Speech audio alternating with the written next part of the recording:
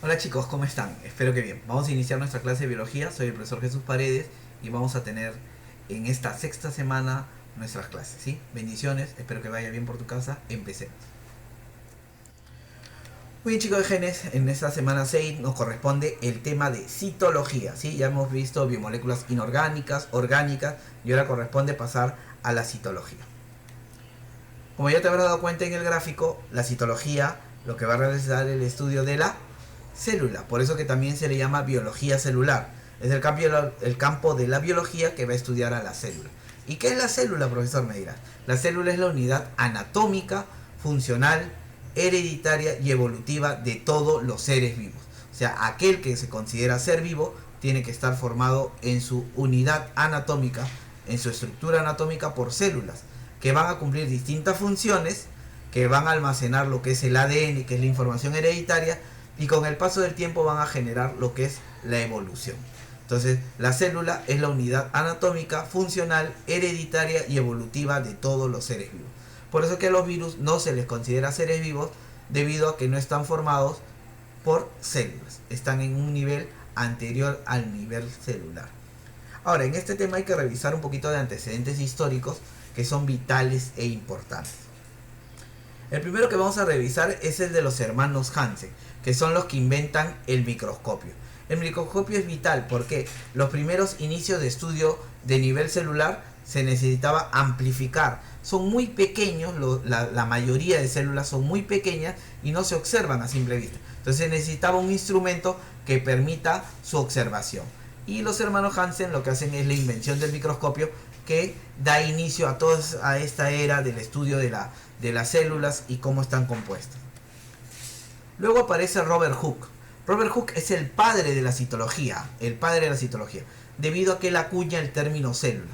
Él agarró un corchito, el corcho lo que tiene la tapita del vino, que son comprimidos de vegetales, que son células muertas. Él realizó un corte y lo puso al microscopio. Y lo que él observó fue una estructura parecida a lo que he dibujado, que son simplemente paredes celulares. Él no observó ninguna célula viva, él solo observó paredes celulares. Y él a esto las llamó celdas. Celdas, que es el término anterior a célula. Entonces, como él le dio el nombre tras observarlo en el microscopio, a él se le denomina el padre de la citología. El primero que observa o que le da nombre, porque en realidad no observó células vivas, ¿no? Solo observó paredes celulares. El primero registrado en observar células vivas es Leeuwenhoek. Leeuwenhoek observa protozoarios y espermatozoides. Y él, al observar en el microscopio y ver que tenían cierta movilidad, él los llamó animáculos. Animáculos. Leeuwenhoek es la primera persona que observa células vivas. Ahí puedes ver un espermatozoide y acá un protozoario, ¿sí? Luego tenemos a Robert Brown. Con las mejoras del microscopio se permitía cada vez mejorar lo que es la visión de las partes internas de la célula, porque ya tenía una mejora, más amplitud, se podía ver un poquito más nítido. Y Robert Brown, con estos avances, lo que logra descubrir es el núcleo celular, que es la parte central de la célula y la que va a dirigir y controlar todas las funciones celulares. Robert Brown lo descubre. Luego tenemos a Schleiden y Schwann, que son dos personas diferentes, ¿no? Matthias Schleiden y Theodor Schwann. Matthias Schleiden y Theodor Schwann, uno es zoólogo y el otro es botánico. ¿Qué hicieron? Uno agarró y a las plantitas le hacía cortes pequeñitos y le ponía el microscopio. Hoy tiene células. Esta plantita tiene células.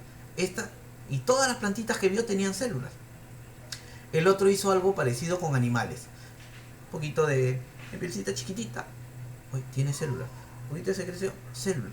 Entonces uno se dio cuenta que todas las plantas tenían células y el otro se dio cuenta que todos los animales tenían células. Entonces dicen, oye, si las plantas y los animales son seres vivos y tienen células, entonces se plantea lo que dice la teoría celular. ¿Qué dice la teoría celular? Que todo ser vivo está formado por células. Que todo ser vivo está formado por células. ¿Sí? Para ser considerado ser vivo tienes que estar formado por células. Los virus por eso no son células, no son seres vivos. Para aumentar a la teoría celular un postulado más, aparece Rudolf Virchow. Él da una ampliación a la teoría celular. ¿Él qué dice? Él dice que omni cellula et cellula. En la traducción, que toda célula proviene de otra célula preexistente. Que una célula tiene que originar a otra. Es como sucede en nuestra piel. La célula de nuestra piel cambia. Tú no observas que haya un hueco y una célula origina por reproducción a la otra y la deja en su posición. Entonces, lo que él plantea que las células han tenido que originarse a través de una otra célula que ha dado origen y así. Entonces, la teoría celular plantea que todo ser vivo va a estar formado por células y que las células provienen de otras preexistentes. Ahí puedes observarlos para que lo conozcas a Matthias Schleiden, a Theodor Schwann y a Rudolf Virchow, que son los que van a contribuir en la formación de la teoría celular. En la mayoría, sí, si te preguntan teoría celular, solo es Schleiden y Schwann, ¿sí? Pero un aporte tenemos de Rudolf Virchow. Vamos a ver algunas características que presentan la célula. Primera característica, su naturaleza. La célula tú no la vas a encontrar en estado sólido, líquido o gaseoso. Se dice que tiene naturaleza coloidal. Es un coloide, es un intermedio entre el sólido y el líquido de esa consistencia, ¿no? Un ejemplo de una célula visible es el huevo. Entonces, cuando tú rompes un huevo, rompes la cáscara del huevo y lo pones en un platito, la consistencia, esa es la consistencia de una célula, porque estás viendo una célula reproductiva, ¿no? Que es en este caso es el huevo, ¿sí? Naturaleza coloidal. Otra característica va a ser las formas. Ahora, la forma va a depender de la función. La función que tenga la célula va a ir de la mano con su forma. Por ejemplo, tienen forma estrellada, como las neuronas, para ampliar la cantidad del impulso nervioso. Vamos a tener de forma globular, como lo tiene el glóbulo rojo, que te darás cuenta que no tiene núcleo. ¿Y no tiene núcleo para qué? Para tener más espacio para transportar oxígeno, que es una de las funciones de los glóbulos rojos. Poligonal, como el caso de las células vegetales, que tienen formas geométricas. Y amorfa, ¿sí? Como el caso de esta ameba, ¿sí? Que no tiene una forma definida, esta amebita. El tamaño va a variar entre dos cosas: microscópicos, que se miden en micras, como la mayoría de células que se miden en micras, que por eso necesitamos el microscopio para observarlas. Tenemos el caso, por ejemplo, de los micrococos, que son 0,2 micrómetros. Por eso, ¿y qué tan chiquito es esto? Recuerda que esta micra significa 10 a la menos 6. Entonces, esto sería, si lo pongo, sería 0.0000002 metros. Es recontra chiquitito, imperceptible a nuestra visión, ¿sí? Imperceptible a nuestra visión. Pero también tenemos el caso de las células que son macroscópicas, que se van a medir en metros, o sea que ya son visibles. Te mencioné uno, ¿no? El huevito, por ejemplo, de codorniz, el huevo de gallina o el huevito de avestruz, por no decir otra palabra, ¿no? El huevito de avestruz, que son células que son visibles a simple vista. Tú puedes observar tu piel y vas a observar como un rombito y por centro sale el vellito, es una célula también observable. Pero hay casos mucho más grandes, ¿no? Por ejemplo, como la célula nerviosa en una jirafa, que mide casi 10 metros. Una célula nerviosa que podría comunicar toda una extensión, ¿no? Imagínate, todas sus patas, hasta llegar a otra célula y de ahí comunicarla con el cerebro, ¿no? Entonces, vamos a tener células nerviosas muy grandes, células musculares también muy grandes. Entonces, las células pueden haber microscópicas y macroscópicas. Entonces, hasta acá lo que hemos visto son antecedentes y características. Recuerda, el padre de la citología es Robert Hooke, porque él acuña el término célula, ¿sí? La teoría celular nos dice que toda célula, que todo ser vivo está formado por células y que todas esas células provienen de otras preexistentes. Entonces, hemos visto la primera parte de lo que es citología. Ahora, vamos a ver un poquito cómo es que se clasifica, ¿sí? Vamos a ver que en la clasificación vamos a tener dos tipos de células que aparecen acá, que las he dibujado acá en el formato como esquema para poder entenderla. Tiene la célula procariota y las células eucariotas. Miren, chicos, a los costados voy a poner lo que tienen de diferente. ¿Qué de diferente tiene la célula procariota? ¿Qué de diferente tiene la célula eucariota? Y acá al centro voy a poner lo que tienen ellas en común, ¿sí? Lo que tienen ellas en común. Veamos. Primero, lo que tiene diferente la célula procariota. La célula procariota, te darás cuenta que en este que he dibujado tiene 3 capas. La tercera capa se llama cápsula, que va a evitar la deshidratación y la fagocitosis, que las bacterias sean digeridas o comidas por otros organismos. Ya te di un indicio que las procariotas la tienen las bacterias. Entonces la célula procariota va a tener una tercera capa que es una cápsula, que va a evitar la deshidratación y la fagocitosis. Va a tener la presencia de esta estructura que está en rojita media enredada, que es el ADN circular desnudo. Ya, profesor, yo entiendo que está desnudo porque no hay protección, porque no hay algo que la otra sí lo tiene para proteger, que dentro de un ratito vamos a ver. Pero circular, sí, lo que pasa es que esta fibra es continua, es como que fuera esto. Pero cuando está dentro del citoplasma, entonces pierde la forma circular. Sí, pero como está unida, va a mantenerla. Entonces cuando se extiende, vuelve a su forma circular. Ahí está. Entonces, en la célula procariota te encuentras ADN circular desnudo. ¿Desnudo por qué? Porque no hay núcleo que la proteja. No hay núcleo que la proteja, recuerda. Va a presentar solo un cromosoma y este cromosoma no va a tener histonas. La histona es una proteína que ayuda a enrollar al ADN. No la presentan las células procariotas. Otra estructura que va a presentar son los mesosomas. Los mesosomas. Esta estructura de color blanco es la membrana celular. Dentro de un ratito la voy a mencionar. Pero mira, esta membrana celular, hay regiones dentro de la célula procariota en donde se invagina, se repliega. Y esa invaginación lo que va a permitir es que se forme el mesosoma, que es una estructura que solo tiene la célula procariota y es donde se va a realizar la respiración celular. Quiere decir, es donde la célula procariota va a obtener su energía. Las cantidades de ATP que utiliza la célula procariota se obtienen en el mesosoma a través de la respiración celular. Otra estructura va a ser la presencia de flagelos, que no todas las bacterias la tienen, pero la mayoría va a presentar flagelo que le va a permitir la locomoción, el desplazamiento. Las bacterias, la mayoría se encuentran en medios acuáticos y entonces para poder desplazarse necesitan una estructura de locomoción, que en este caso es el flagelo. Ahora veamos en la célula eucariota algunas estructuras diferentes. Primero, el núcleo. El núcleo va a tener ADN asociado con histonas, con varios cromosomas, ¿sí? Va a tener varios cromosomas. Nosotros, por ejemplo, tenemos 46 cromosomas, ¿sí? Y va a estar envuelto por la carioteca. Entonces, la primera diferencia que estamos viendo es que acá no hay núcleo y acá sí hay núcleo. Acá hay carioteca, una estructura que envuelve al ADN, por eso que el ADN acá no está desnudo, y acá no hay esa protección porque el ADN está suelto, desnudo en el citoplasma.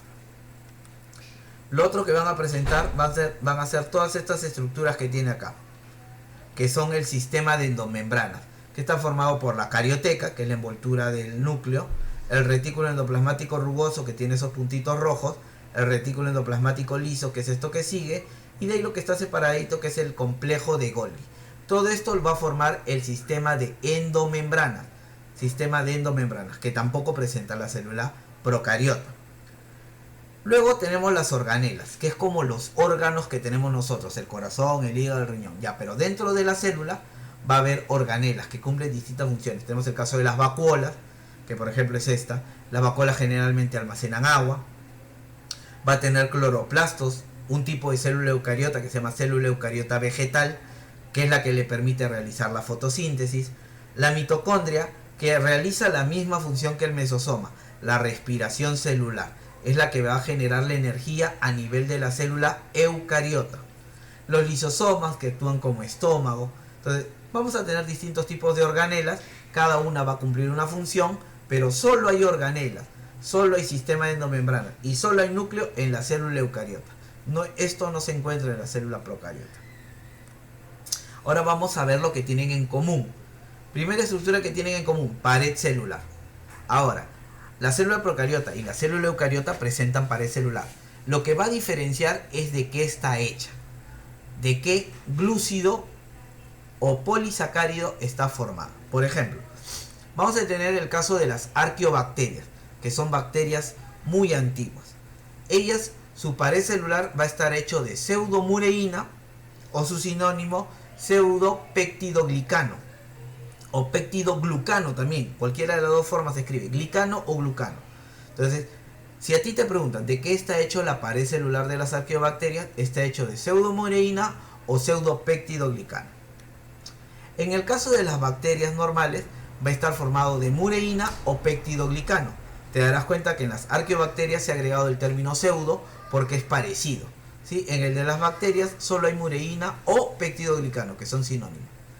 ¿Quién más tiene pared celular? Mira, estas dos son procariotas. Ahora vamos a ver las eucariotas que tienen pared celular. Pared celular tienen las plantas y las algas. ¿De qué está hecho esa pared celular? De celulosa. Celulosa. Ese es el componente que tiene la pared celular de los eucariotas. Y el otro tipo de eucariotas son los hongos, que su pared celular lo que va a contener es quitina. Quitina. Entonces mira, va a haber presencia de pared celular en la procariota y en la eucariota. Sí. ¿En qué va a variar? ¿De qué está compuesta? ¿Qué polisacárido lo forma? Si la pseudomureína, la mureína, la celulosa o la quitina, que son los que he mencionado. Otra estructura que tienen parecido, que tienen en común, es la membrana celular. Van a presentar ambos membrana celular, ¿sí? Una bicapa lipídica en la membrana celular, pero ambos la van a presentar. Lo otro van a tener citoplasma, ambos, citoplasma, ¿sí? Que es el lugar donde se realiza la mayor cantidad de actividades, ¿sí? Y por último, tengo lo que son los ribosomas. Los ribosomas que ves acá, que también se encuentran acá, que son los puntitos rojos, los ribosomas. Ahora, ¿los ribosomas de qué se encargan? Los ribosomas no son organelas, son organoides, ¿sí? Entonces, recuerda, en la célula eucariota hay núcleo, sistema endomembranal y organelas, cosa que no hay en la célula procariota. En la célula procariota hay ADN circular desnudo, mesosomas como característica diferencial y una cápsula. Flagelo, algunas eucariotas tienen flagelo, ¿sí? Algunas. Acá es predominante, pero acá algunas. Y te hablaba de los ribosomas. Los ribosomas no son organelas, porque lo hubiera puesto acá. Son organoides, ¿sí? Organoides. ¿De qué se encargan? De la síntesis de proteínas. Ellas se encargan de formar, de elaborar proteínas. Y las proteínas son vitales para la vida.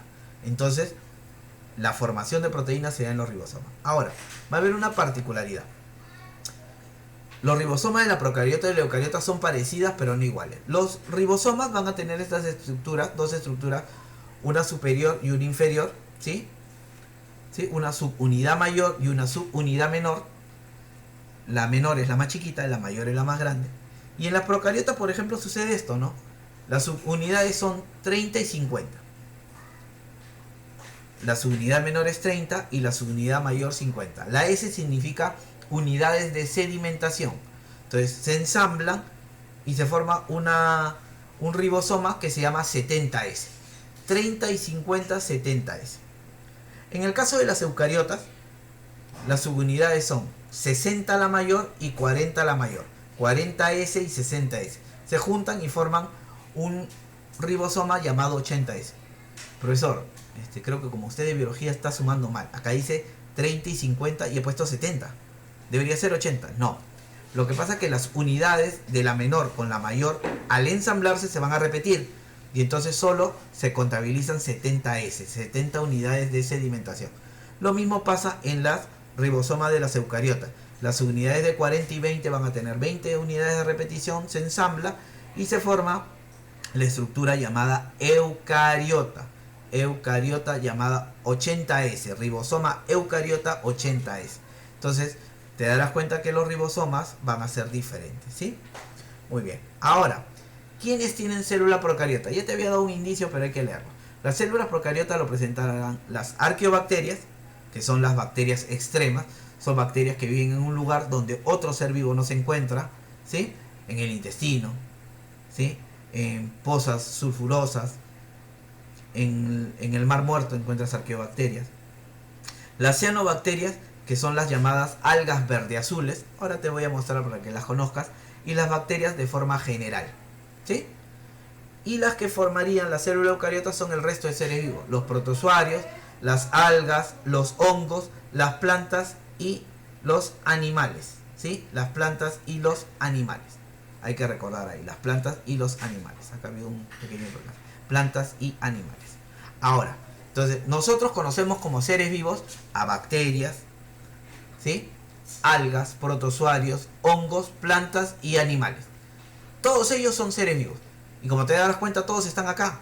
Las bacterias tienen célula procariota y los demás, protozoarios, algas, hongos, plantas y animales, tienen célula eucariota. Te muestro una imagen de alguna de las bacterias para que las reconozcas. Una bacteria generalmente parecía lo que lo dibujé. va a tener su nucleoide. Nucleoide dice acá que es el ADN circular desnudo, la pared celular, su membrana plasmática, el flagelo. Van a tener unos pelitos que se llaman fimbrias, ¿sí? Solo tiene un cromosoma, ¿sí? Y las bacterias van a tomar distintas formas. Si son redonditas se les llama cocos. Si estos cocos se asocian y forman una cadenita larga se llama estreptococos. Y si van a estar así aglomeradas se llama estafilococos. Los bacilos son aquellos que tienen estructura más larguita, como que fuera una cápsula, una pastillita. Si son dos, diplobacilos. Y si son varios, formando una cadena, estreptobacilos. También hay los cocobacilos, que son entre redondos y alargados, ¿no? Tienen los espirilos, como el ejemplo de la espiroqueta, que tiene forma así, ¿sí? Ondulante. Y los vibriones, que tienen forma del signo de puntuación como la coma, ¿sí? Como la coma, los vibriones. Entonces, las bacterias se les va a llamar de acuerdo a su forma. También acá puedes observar las arqueobacterias, que son las bacterias extremas. Y acá puedes observar las cianobacterias, que son llamadas algas verdeazules en forma vulgar, pero no son algas, son bacterias primitivas. ¿Sí? Muy bien. Muy bien, chicos, bueno, la clase ya terminó, espero que les haya gustado. Mando un abrazo grande a la distancia y recordemos, quédate en casa, ¿sí? Hay que mantener el distanciamiento social, ¿sí? Muy bien, bendiciones, nos vemos.